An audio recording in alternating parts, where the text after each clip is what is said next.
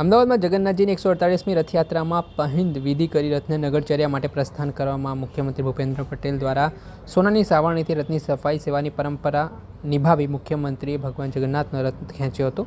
અમદાવાદ ખાતે ભગવાન જગન્નાથની રથયાત્રા કોમી એખલાસનું પ્રતીક બની છે. મુખ્યમંત્રી ભૂપેન્દ્ર પટેલે સૌ કચ્છી માંડુઓને પણ નવા વર્ષની શુભેચ્છાઓ પાઠવી છે. આજે અમદાવાદ ખાતે ભગવાન જગન્નાથની 148મી રથયાત્રા રંગેચંગે ઉજવાઈ રહી છે. ત્યારે વહેલી સવારે મંદિર પરિસરમાં ભગવાન જગન્નાથજીનો રથનું ભગવાનનું પૂજન અર્ચન કરવામાં આવ્યું હતું.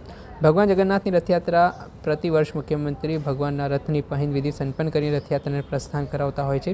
ત્યારે મુખ્યમંત્રી ભૂપેન્દ્ર પટેલે પરંપરા આગળ વધારતા સતત ચોથી વખત ભગવાન જગન્નાથની રથને સોનાની સાવરણીથી સફાઈ કરી પહિંદ વિધિ સંપન્ન કરી હતી. આ પ્રસંગે ગુજરાતના ગૃહ રાજ્યમંત્રી હર્ષ સંઘવી, સહકાર મંત્રી જગદીશ વિશ્વકર્મા, અમદાવાદ મ્યુનિસિપલ કોર્પોરેશનના મેયર પ્રતિભા જૈન પણ વિધિમાં ભક્તિભાવપૂર્વક સહભાગી બન્યા હતા. મુખ્યમંત્રી ભૂપેન્દ્ર પટેલે રથયાત્રા પર્વની સૌ નાગરિકોને શુભેચ્છા પાઠવી હતી. તેમણે અષાઢી બીજના પાવન અવસરે ભગવાનના દર્શન, આરતી અને રથયાત્રાના પ્રસ્થાન કરવાનો અવસર મળવાને પોતાનું સદભાગ્ય ગણાવ્યું હતું. મુખ્યમંત્રીએ ભગવાન જગન્નાથની 148મી રથયાત્રા પ્રસંગે રાજ્યના સૌ નાગરિકોને શુભેચ્છા પાઠવતા કહ્યું અને વડાપ્રધાન નરેન્દ્ર મોદીએ વિકસિત ભારતનો સંકલ્પ લીધો છે. ત્યારે વિકસિત ગુજરાત, વિકસિત ભારત માટે ભગવાન જગન્નાથ સૌ કોઈને શક્તિ આપે તે પ્રકારની વાત કરી છે. શું કહી રહ્યા છે મુખ્યમંત્રી ભૂપેન્દ્ર પટેલ તે સાંભળ્યું. જય જગન્નાથ. ભગવાન જગન્નાથજીની 148મી રથયાત્રાના પવિત્ર પર્વે દરેક પ્રજાજનોને ખૂબ ખૂબ શુભેચ્છાઓ પાઠવું છું. ભગવાન જગન્નાથ એ દરિદ્ર નારાયણ શ્રમિકોના આરાધ્ય દેવ પણ છે. આજે માનનીય વડાપ્રધાનશ્રીએ જે વિકસિત ભારતનો સંકલ્પ લીધો છે એ સંકલ્પ પૂરો કરવા માટે આમ સૌ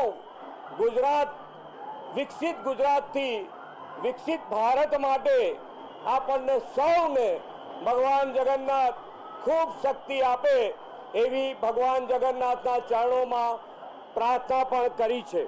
આજે જ્યારે 148મી રથયાત્રા નીકળી છે ત્યારે સરકાર અને પોલીસ તંત્રએ ભક્તજનોને દર્શન માટે કોઈ તકલીફ ના પડે એવી ખૂબ સરસ વ્યવસ્થાનું પણ આયોજન કરેલું છે.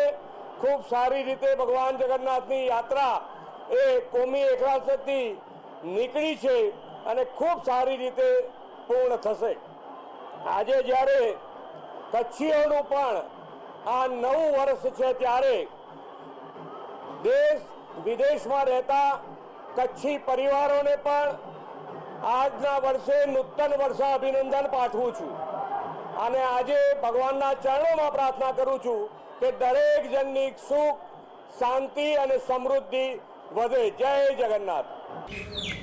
આદા ગુજરાતના મુખ્યમંત્રી ભૂપેન્દ્ર પટેલ તેમણે આજે પહિંદ વિધિ કર્યા બાદ પત્રકારો સાથે વાતચીત કરતા આ મામલે ભગવાન જગન્નાથની જે રથયાત્રા નીકળી છે તેને લઈને તેમણે પોતાનું નિવેદન આપ્યું હતું.